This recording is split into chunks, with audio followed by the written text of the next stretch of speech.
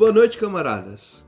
Eu me chamo Carlos e hoje vim trazer a análise do livro Interseccionalidade, de Patricia Hill Collins e Seymour Bilger. Bom, vou falar um pouco do contexto histórico da interseccionalidade. A interseccionalidade não é uma ideia nova, muito pelo contrário, ela nasce da experiência e da prática de grupos que lutavam por justiça.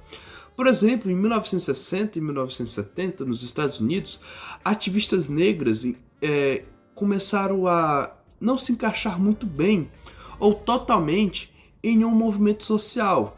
O movimento antirracista muitas vezes focava só nos homens negros e o movimento feminista muitas vezes focava só nas mulheres brancas. E as ativistas negras, que eram mulheres negras e trabalhadoras, muitas vezes, não tinham seus problemas complexos não compreendidos por esses movimentos ou muitas vezes nem citados nesses movimentos. Isso não aconteceu só nos Estados Unidos. Na Índia, no século XIX, mulheres que lutavam contra o sistema de casta e pelos direitos das mulheres muitas vezes não eram escutadas pelo próprio movimento social. E no Brasil, com as ativistas Leila Gonzalez e Sueli Carreiro, já denunciava a ligação entre racismo e sexismo em 1975, mesmo com a ditadura militar. Bom, agora eu vou falar um pouco sobre a interseccionalidade e Kimberly Crenshaw. Bom, a Kimberly Crenshaw é uma importante professora de direito dos Estados Unidos. Ela que ajudou a popularizar o termo interseccionalidade. Em seu artigo, publicado em 1991, chamado Mapeamento às Margens, ela aborda a violência contra a mulher de cor, onde ela analisa as leis que muitas vezes têm uma visão monofocal, onde não conseguem focar tanto no racismo como no feminismo ou no sexismo ao mesmo tempo. E essas leis com essa lente monofocal não conseguem ajudar as pessoas que são atravessadas ao mesmo tempo por esses problemas, o racismo e o sexismo, fazendo assim a Kimberly Crenshaw criticar essas leis rígidas que são monofocais. Bom, agora eu vou falar alguns princípios centrais da interseccionalidade. O princípio mais importante é que a interseccionalidade é uma ferramenta analítica para entender o mundo, que é muito complexo. A ideia central que o racismo, o machismo, a pobreza, a orientação sexual, a nacionalidade, entre outras formas de poder, não são separadas. Na vida real, elas se misturam, se sobrepõem, mudam-se mutuamente. O livro diz que a interseccionalidade tem dois lados que precisam dar juntos. A investigação crítica, que é o estudo e a pesquisa, geralmente feito pelas universidades. E a praxis crítica, a ação prática com o dia a dia, como o ativismo, o trabalho de um assistente social ou criação de leis. Ser crítico significa usar essas ideias para desafiar e tentar corrigir os problemas da justiça social. Boa noite, camaradas. Me chamo Rafael e venho apresentar uma análise crítica sobre interseccionalidade. A interseccionalidade, ela é mais que um conceito acadêmico. Ela está ligada ela é uma ferramenta essencial para analisar sistemas de poder interligados.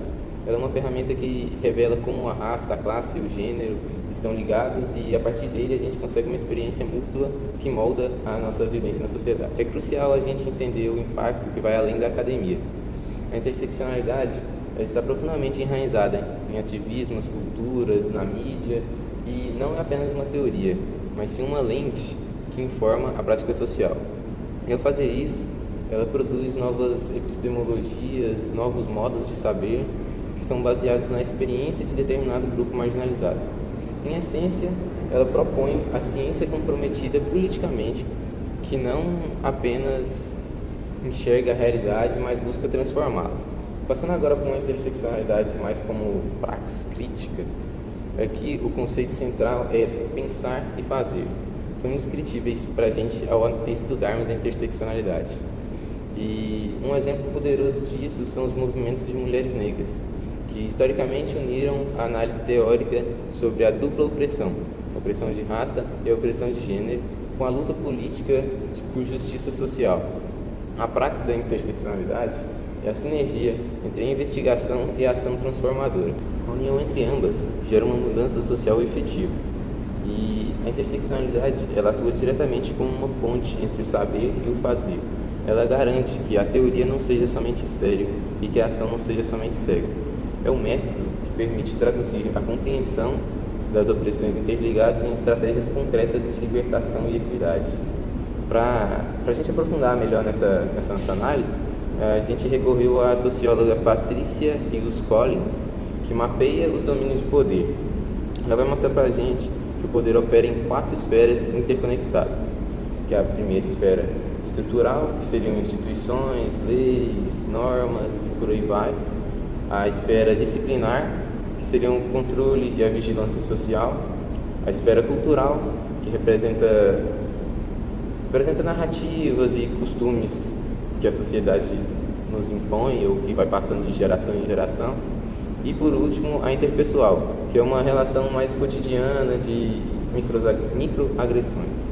É fundamental a gente entender esses conceitos, que todos esses domínios estão interconectados e mutuamente reforçados. A opressão, ela não é apenas um evento isolado, mas sim uma matriz complexa que exige uma resposta igualmente complexa e multifacetada, informada pela lente interseccional. Para a gente concluir o que eu expliquei aqui para vocês, em resumo, a interseccionalidade seria um convite à ação. Ela seria a metodologia de nos permitir ver o mundo de uma forma mais completa e, consequentemente, de agir de forma mais eficaz. Para trazer um exemplo mais prático para a nossa realidade, eu venho aqui apresentar para vocês o caso da Aline Pimentel, que foi um caso que ganhou repercussão internacionalmente porque envolveu a morte da Aline, que era uma mulher negra, pobre e que estava grávida no momento aqui do Brasil e que foi morta puramente por negligência médica, que durante o parto não foi prestada a assistência necessária para que ela e o bebê dela continuassem vivos. A morte da Aline não foi só uma falha no sistema de saúde, mas também mostra o resultado da intersecção de múltiplas formas de discriminação. A primeira forma de discriminação que a gente pode analisar seria a discriminação por gênero, onde a violência obstétrica e a negligência no atendimento à saúde materna ocasionou na morte tanto dela quanto da bebê. A segunda forma de agressão seria a agressão racial, onde estatísticas mostram que mulheres negras no Brasil têm um risco significativamente maior de mortalidade na maternidade.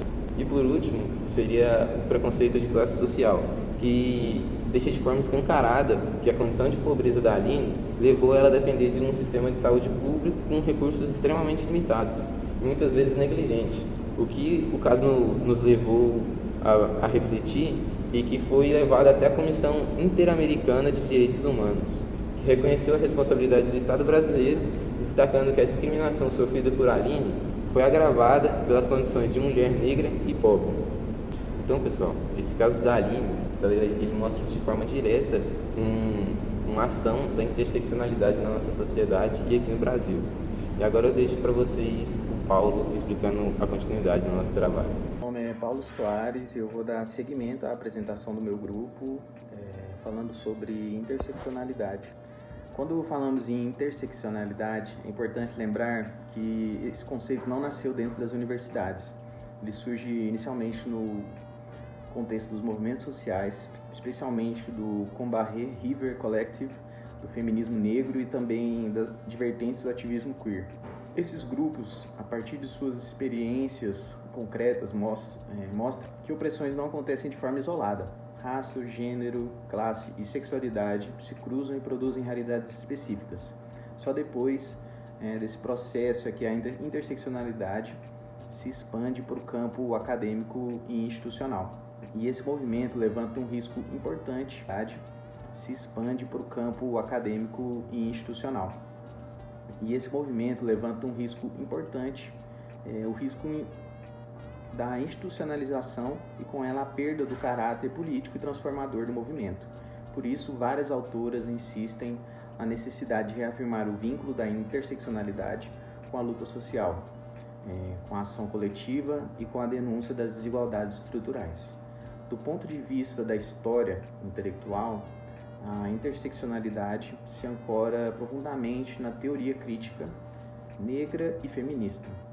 Autoras como Kimberly, Chin Sol, Bell Hooks, André Lorde e Angela Davis foram fundamentais para formular e expandir esse campo. Ao mesmo tempo, há um diálogo constante com a teoria crítica da raça, com os estudos pós-coloniais e com os estudos queer. E justamente esse encontro entre essas diferentes tradições críticas faz com que a interseccionalidade se constitua hoje como um campo interdisciplinar em formação, capaz de dialogar tanto com o direito quanto com as ciências sociais, a educação, a filosofia e os estudos culturais. Esse alcance se torna ainda mais evidente quando observamos a circulação global da interseccionalidade. Ela não permanece restrita ao contexto norte-americano, reinterpretada e ressignificada em contextos não ocidentais também. No Brasil, por exemplo, aparece com força nos feminismos afro-brasileiros que denunciam o racismo estrutural e a violência de gênero de forma integrada. Também está presente em movimentos indígenas e descoloniais que questionam o legado colonial e propõem novas formas de compreender a identidade e o território brasileiro. Além disso, a interseccionalidade tem influenciado análises de direitos humanos, inclusive no âmbito de comissão interamericana de direitos humanos, onde serve como ferramenta para compreender violações complexas. Em todos esses casos, há uma adaptação às realidades locais, mas sempre preservando o núcleo crítico, que é revelar como múltiplos sistemas de opressão atuam de forma conjunta. Por fim, é impossível falar de interseccionalidade sem falar de violência. A violência funciona como um fio condutor que atravessa tanto racismo, sexismo, colonialismo e capacitismo. É por meio da violência física, simbólica, institucional, que vemos como esses sistemas se articulam e reforçam uns aos outros. Ao analisar episódios de violência de Estado, por exemplo, percebemos que mulheres negras, indígenas, pessoas LGBTQIA+, e pessoas com deficiência enfrentam vulnerabilidades específicas justamente por estarem situadas na sobreposição de múltiplas opressões. Assim, a interseccionalidade não apenas descreve desigualdades, ela permite enxergar o funcionamento do poder em suas diferentes camadas e, sobretudo, aponta caminhos para a transformação social. Meu nome é Miguel e eu vim dar continuidade ao trabalho fazendo uma conexão entre o neoliberalismo e a interseccionalidade. A interseccionalidade já teve seu conceito apresentado pelos meus colegas, que é basicamente o cruzamento entre o estudo, em cima do cruzamento entre opressões em classes marginalizadas. Por exemplo, pessoas negras que sofrem com racismo, mulheres que sofrem com sexismo, e como elas se conectam e se cruzam. Partindo desse princípio, é importante agora entender o conceito do neoliberalismo, que se trata da pouca interferência do Estado e da valorização máxima da meritocracia. Só que há uma falha latente nesse conceito do neoliberalismo, partindo do princípio que pessoas com classes sociais diferentes, contextos diferentes, que sofrem tipos de opressões diferentes, algumas aos quais nem sofrem esse tipo de opressões, é difícil você atribuir uma meritocracia nesses casos. Vou dar um exemplo comum no Brasil.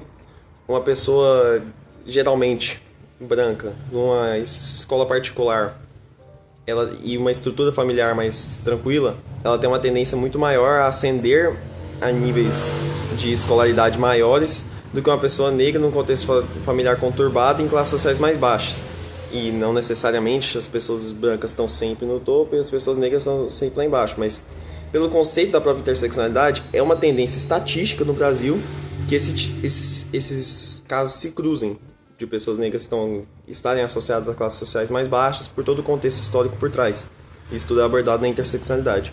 E o neoliberalismo falha em entender esses conceitos, falha em aplicar eles, porque a meritocracia não pode ser total se vem de contextos diferentes. As pessoas não saem do mesmo ponto para chegar no mesmo ponto, elas saem de pontos diferentes, alguns em vantagem, outros em desvantagem.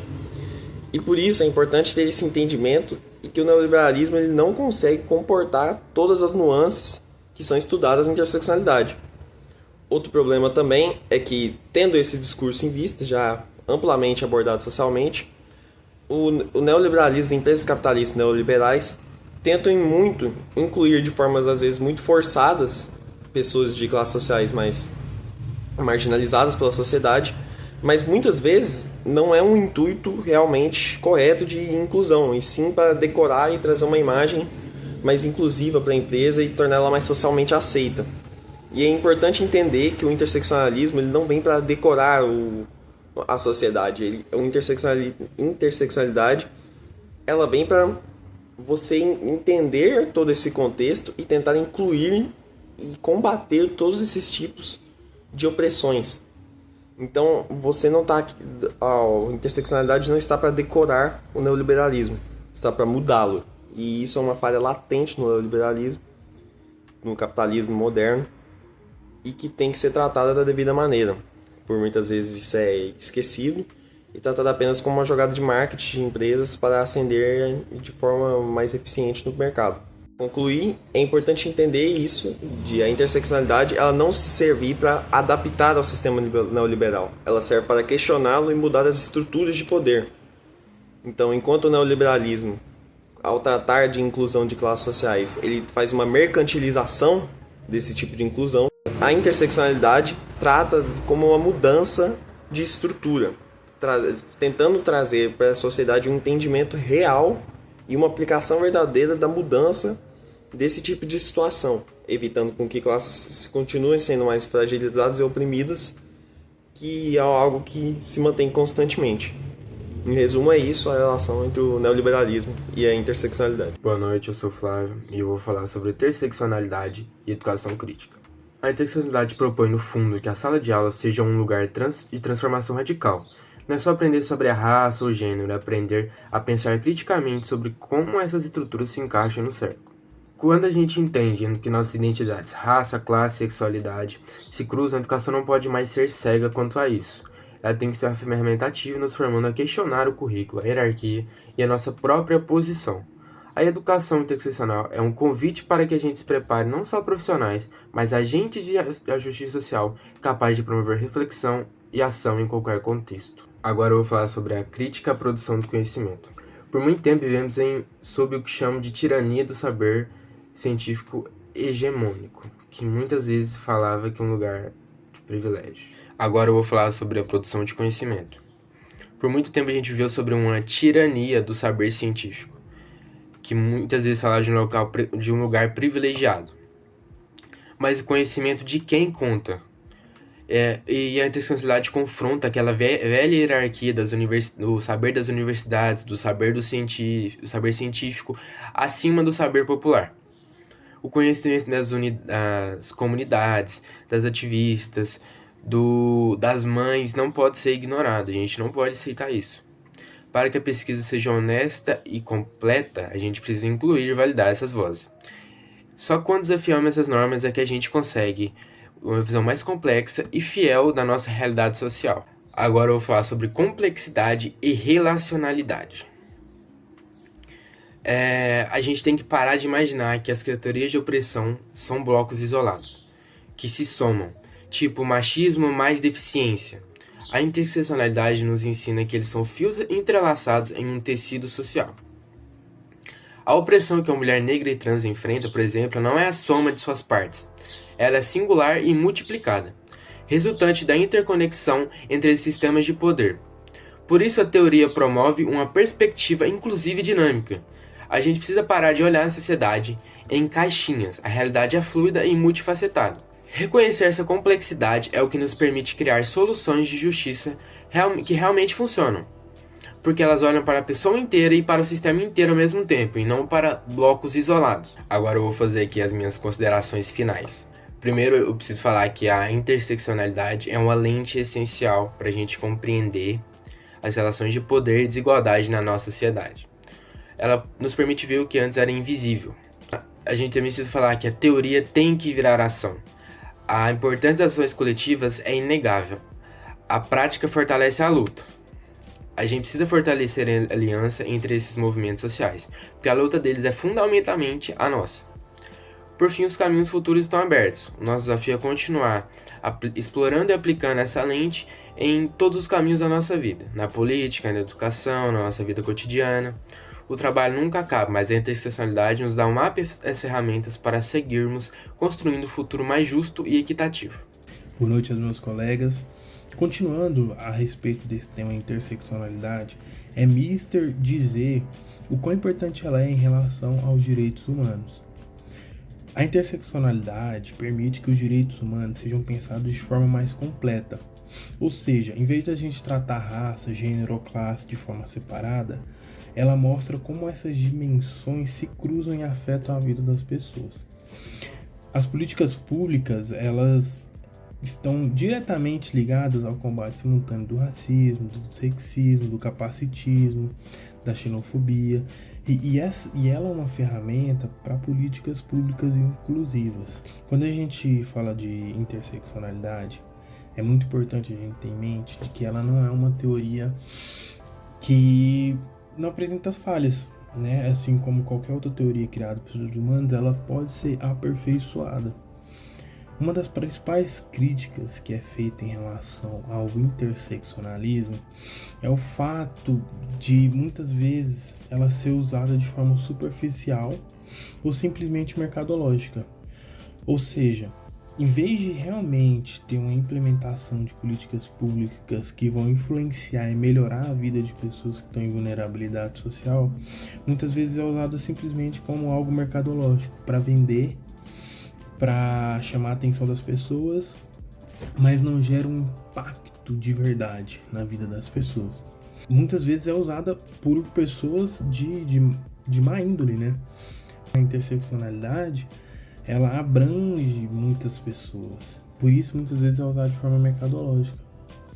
Também, muitas vezes, é criticado uma desconexão que existe entre a academia e o ativismo. Ou seja, a interseccionalidade ela é uma ferramenta poderosa. Porém, existem críticas, e uma delas é essa desconexão entre a academia e o ativismo mesmo.